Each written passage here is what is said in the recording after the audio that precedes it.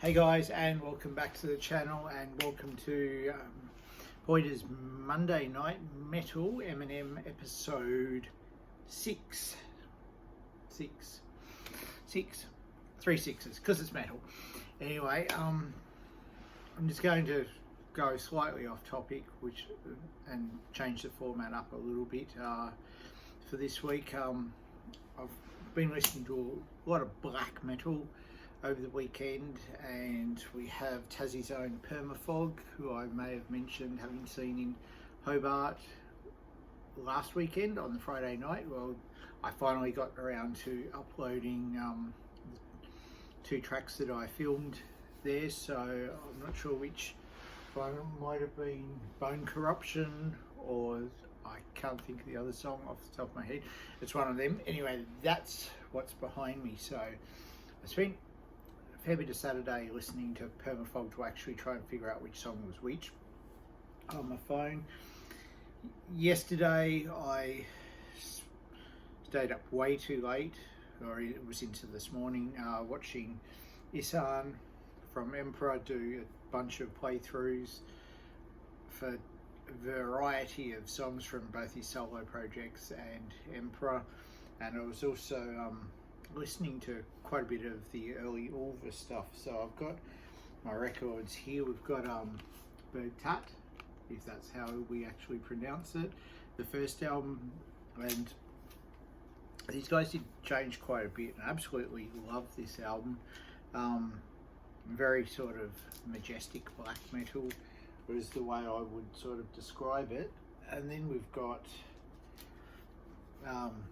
I've been spinning a fair bit of vinyl. We have Nathan's Madrigal, or the Madrigal of Night, which is just a really visceral, raw, aggressive black metal album, which was either side of their sort of folky acoustic album. So quite a bit of variety from the bands there, and I've been listening to them for quite a period of time. I think I got a track off Madrigal of Night, or Nathan's Madrigal, from a Century Black, might have been the Firestarter compilation CD that came out in the late 90s. And then we have today's black metal listening. I wanted to, and I put them in the wrong order here, and they're just falling. I'm trashing everything now. But I wanted to go and listen to some Dark Throne. They're, for lack of better terms, their unholy trinity. So we started off with A Blaze in the Northern Sky.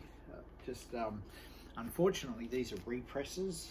I kind of regret missing the boat with Dark Throne. I got a copy of Transylvanian Hunger sent to me back in like '94, and I just didn't get it at the time. Was changing up there. It's moving to Encifrum. I've got the volume down so we don't get copyrighted, and there's a beep to tell me that my tea is cooked. But anyway, like, I kind of regret not being ready to listen to a lot of black metal in the early 90s, when I first started hearing the bands like Emperor, Cradle of Filth, Dark Throne, and so on. So I don't have as long a relationship with them as some of the other bands that I've listened to, and the same thing happened with a lot. But yeah, so I went through A Blaze in the Northern Sky, and I picked up the wrong album there. Then I spun Under a Funeral Moon on vinyl as well, and I'll pick these up properly. Then we did Transylvanian Hunger. So it was good to, this is probably the album that I'm most familiar with now. I have it on CD as well as vinyl, whereas I don't have A Blaze in the Northern Sky or Under a Funeral Moon on CD. I have Soulside Journey on CD, and that's pretty much the entirety of my Dark Throne collection.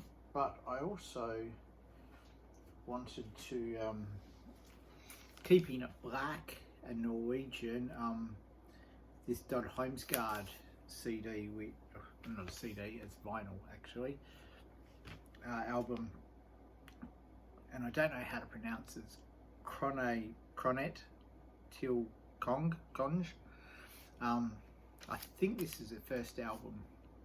I have to double check. I'm not super familiar with their work. This is the only album I have of these guys. This is an original pressing that was limited to 666 copies.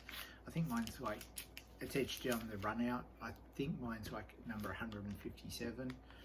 I picked this up from a secondhand store back in the 90s, and I think I paid like $10 for it. It's a bit banged up. It's been played quite a bit. There's even a bit of a chip out of the very edge of the vinyl, or it's a bit rough there, but it still plays reasonably well. It's a little bit scratchy at times and stuff, so not perfect, but it kind of adds to the charm. I think this was an album that came out in maybe 95, 96. I don't remember exactly, but there was that one as well. So that's been my days spinning. Yeah, just I thought today I'm just kind of in a black metal vibe, so I wanted to get the vinyl out, fire up the turntable, and listen to some old stuff. But it's also brought me to the idea of like, what did you miss out on maybe from early on, like you just weren't ready to listen to or absorb it. Edge of Sanity was another one of those bands that I seeked out in the 90s. I was like, I know of this band, and I listened to one of their albums, I think it was Infernal, in a CD shop, and I just wasn't ready for it at the time, so it took me a couple of years later to actually kind of get it. I have a very good background knowledge of Edge of Sanity now, and I've got all of their stuff except, what's that album with the green cover, and Dan Schwano wasn't singing on it anymore, different vocalist. I don't have that one, but I've got Nothing But Death Remains and Spectral Sorrows and Purgatory After Glow and the Crimson albums and so on and so on. But I wonder how many other bands out there have I just sort of passed on as I wasn't ready at the time to listen to it, especially throughout the 90s. I was still sort of like a teenager going into my early 20s, and yeah, I guess coming from a more sort of thrash background and getting into like progressive metal and stuff, that I just sort of, yeah, I guess missed out. I also wanted to comment on the Massacre and Convulse gig that happened in Hobart on Saturday night. Unfortunately, I missed it. I've had a bit of a look around on YouTube to see if there are any clips. I did find one video clip on Facebook from TMS, the Tasmanian Metal Syndicate, that they posted. I think it must have been their last track, which was Succubus by Massacre, and sort of segues into Rain in Blood right at the very end. I haven't been able to find anything else as yet. There may be stuff that will show up, but yeah, bummed that I missed it. But it gets kind of expensive travelling backwards and forwards for gigs, especially if you're paying for accommodation. Like petrol alone's $50 or $60 or $70 or $80 on top of food, accommodation. Like, I think to go down and see a Bremline the week before, I think all up, by the time I bought some merch and stuff, it cost me a good $300, $350. But I did spend a fair bit on merch. Like, I bought the 2 CDs and I bought the t-shirt, and I probably would have done similar if I'd seen Convulse and Massacre. I don't know what they had as far as merch sales goes. I haven't heard from any of my friends that said, dude, where were you, or whatever else. So bummed that I missed it, but unfortunately just not in the position currently to get to every gig. There's stuff coming up. The next one that I see will most likely be Psychroptic, Tranquility Unknown, and Pulverized Cranial Matter here in my hometown of Devonport. It'll be like 5 minutes that way. I'll be able to get home from the gig straight afterwards without sort of having to drive very far. Like, it's closer than where my hotel was last weekend with the gig in Hobart, so less driving to get back home to bed. Whatever else, I've spoken to a couple of the Pulverized guys, and I'll probably film a few more songs. Hopefully get their new song Turbo Chook. I'm sure they'll play it. Done with that, but yeah, that's kind of about it. Just wanted to actually do something and upload me dribbling a bit about metal. I'm still on an Allegiant kick. I've been cranking the Ossuary Lens, I think that's what it's called, the new album anyway. The songs on that I'm really sort of getting into and absorbing the combination of the vocals with Michael Stansel, the guitar player, doing some clean vocals and some screams and stuff, as well as Ezra doing some clean vocals on the song Driftwood. It's kind of really cool.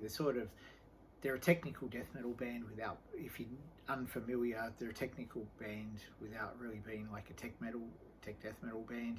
They're kind of a melodic death metal band without sort of being melodeath. Kind of progressive without being like a progressive metal band. So they sort of float between a few genres. I've been a big fan since their second album. Got a ton of their stuff on vinyl, got it all on CD and so forth. So that's the one I've been cranking a lot. And I'm kind of going to wrap it up there. My phone's just showing up that it's got a low battery. I think it's still recording. Yep. Dismiss that or something. Anyway, if you made it this far, it's about 10 minutes in. I don't want to dribble on for too much. I'll just, what have we got? An ad for chips in the background. Can't even escape it. I shouldn't be having this showing because I'm not getting paid shit to advertise Red Rock Deli or whatever.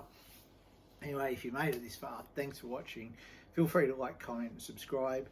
If there's some bands that you missed out on early, like you missed the bus listening to them back in the day, but you're into them now, but you're still not familiar, just let me know below. Let's have a bit of a conversation about it and so forth.